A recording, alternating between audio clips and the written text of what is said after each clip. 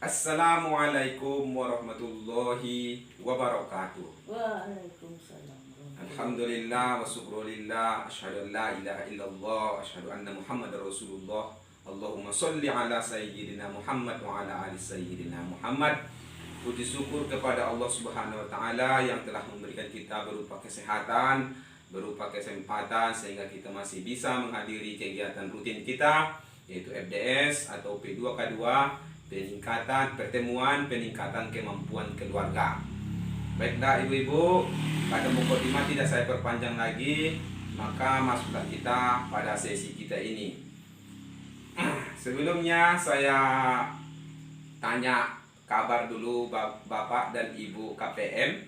Bagaimana kabarnya hari ini Ibu, Bapak? Baik. Baik, alhamdulillah. Bagaimana kegiatan Ibu sehari-hari ini? Baik. Baik. Udah anak sudah sekolah Bu? Udah pergi sekolah? Udah makan? Udah. Oke, terima kasih. Mudah-mudahan kita selalu dalam lindungan Allah Subhanahu wa taala. Amin, Allahumma amin. Sudah siap ibu-ibu untuk mengikuti pembelajaran kita pada kali ini?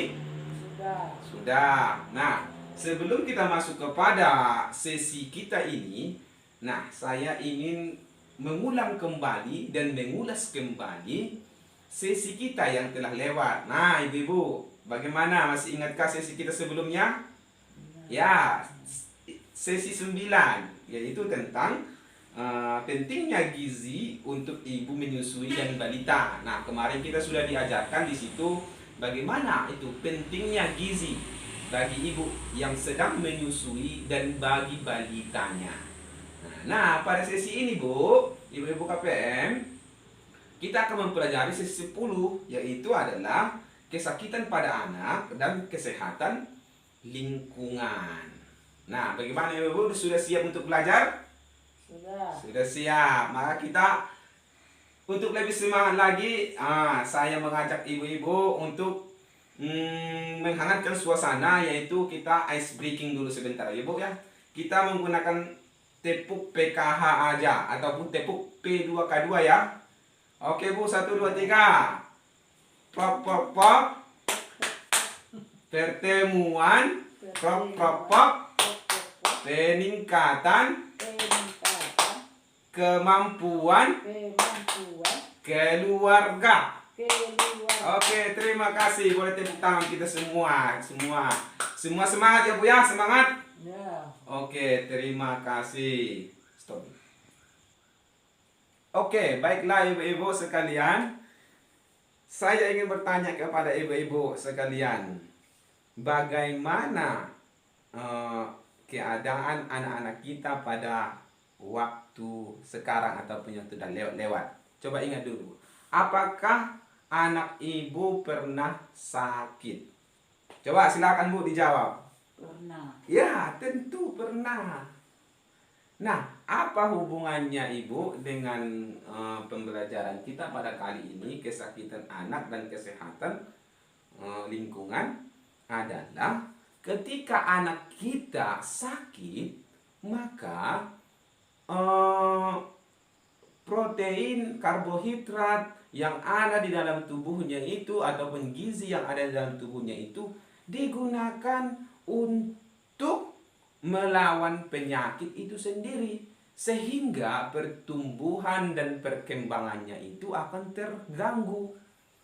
Maka nanti bisa dipastikan anak kita itu Bu akan tumbuh kembangnya itu terganggu.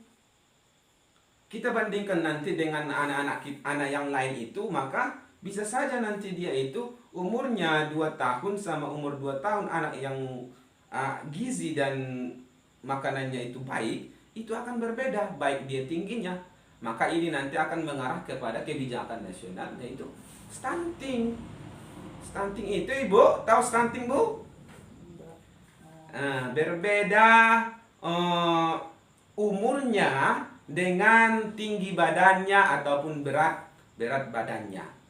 Nah itu dia Bu, maka anak kita nanti akan kerdil. Disitulah letaknya Bu.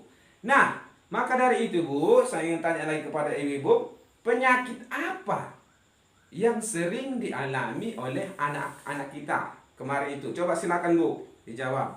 Ingusan. Ingusan yang pertama. Terus apa lagi? Sakit perut. Sakit perut. Nah, terus apa lagi Bu? Demam. Demam. Apa lagi Bu? Nah, yang sering terjadi pada anak-anak adalah penyakit-penyakit yang ini adalah sering terjadi pada anak-anak, yaitu yang pertama adalah diare. Yang kedua apa Bu? Malaria. Yang ketiga apa lagi Bu? Cacingan. Nah, penyakit yang tiga ini adalah sering dialami oleh anak-anak kita pada waktu masa pertumbuhan. Jadi maunya kita ya Bapak Ibu, anak kita itu tidak terganggu pertumbuhannya, sehingga nanti anak itu tumbuh kembang dengan baik dan bisa bersaing dengan anak-anak yang lain dan meraih masa depan yang sukses. Oke, baiklah ibu-ibu sekalian. Maka di sini saya mempunyai kartu pasar, Bapak Ibu. Nah, nanti ini kartu pasar ini akan saya bagikan kepada ibu-ibu satu persatu. Nanti ini adalah berisi tentang jenis-jenis makanan dan gizi yang berguna bagi pertumbuhan dan perkembangan anak-anak kita. Oke Bu, nanti kita akan bagikan dan nanti kita akan membuat sebuah kuis ya. Kuis nanti apa-apa saja yang perlu untuk anak-anak kita. Nanti kalau saya bilang apa saja yang perlu untuk pertumbuhan dan perkembangan kita, coba angkat tangannya, coba dibaca ini nanti satu persatu, nanti saya tunjuk orangnya Bu ya. Ini adalah berisi tentang zat-zat makanan yang bergizi bagi anak kita. Oke, selain daripada itu Ibu, maka kita masuk kepada modulnya, yaitu yang pertama adalah kesakitan pada anak dan kebersihan lingkungan. Nah, yang seperti yang saya katakan tadi, kesakitan pada anak seperti diare, kecacingan dan malaria dapat dicegah. Nah, itu nanti pencegahannya Bu ya. Nah, itu. Nah, stop. Ya. Nah, baiklah ibu-ibu sekalian, maka di sini saya akan kenalkan bagaimana apa yang dimaksud dengan penyakit diare itu, kecacingan dan malaria. Langsung saja Bu. Penyakit diare itu seperti ada pada modul adalah, coba dibaca Bu. Diare adalah buang air besar, encer atau berupa air saja, dan terjadi lebih dari 3 kali dalam sehari. Nah, ibu-ibu sekalian, coba ingat-ingat dulu anaknya pernah enggak seperti itu. Maka kalau sudah pernah ibu ingat itu, anaknya itu sudah dipastikan itu adalah penyakit diare. Nah, ini adalah penyakit yang berbahaya untuk anak kita Bu. Nah, seperti yang saya katakan tadi, nanti gizi yang kita berikan pada saat makan dia itu digunakan untuk melawan penyakit, maka pertumbuhan dan perkembangannya itu terganggu. Oke Bu, lanjut. Nah, bagaimana cara mengobatinya kan gitu Bu ya? Nah, setelah kita tahu tadi ciri-cirinya bagaimana cara mengobatinya kan? Oke, lanjut. Teruskan ASI dan makanan pendamping ASI. Nah, kita teruskan ASI dan makanan pendamping ASI seperti yang kita pelajari pada modul-modul sebelumnya Bu ya, atau sesi sebelumnya Bu ya. Nah, ketika anak diare, berikan oralit atau cairan setiap anak BAB dan tablet zinc sesuai dengan dosis. Nah, berikan ibu oralit, terus berikan ASI, berikan oralit, makanan pendamping ASI, berikan terus ibu ya. Nah, kalau tidak ada pengaruhnya nanti ataupun tidak sehat, maka lanjut segera bawa ke fasilitas kesehatan jika diare makin parah. Nah, gitu Bu. Selanjutnya, bagaimana pencegahannya? Memperhatikan gizi anak. Nah, yang saya berikan tadi kartu pasar tadi Bu. Nah, disitu lagi nanti berikan terus gizinya. Nah, terus menjaga peralatan makan dan minum. Nah, kita jaga, apalagi dalam masa COVID ini Bu, terus jaga kesehatan kita. Sering cuci tangan di air yang mengalir dengan sabun. Oke? Ya.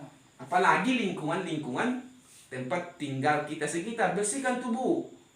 Jangan ada air-air yang mengalir ataupun air-air yang tergenang di dalam pekarangan kita. Itu nanti bisa menjadi sarang daripada kuman-kuman penyakit ataupun tempat daripada nyamuk malaria.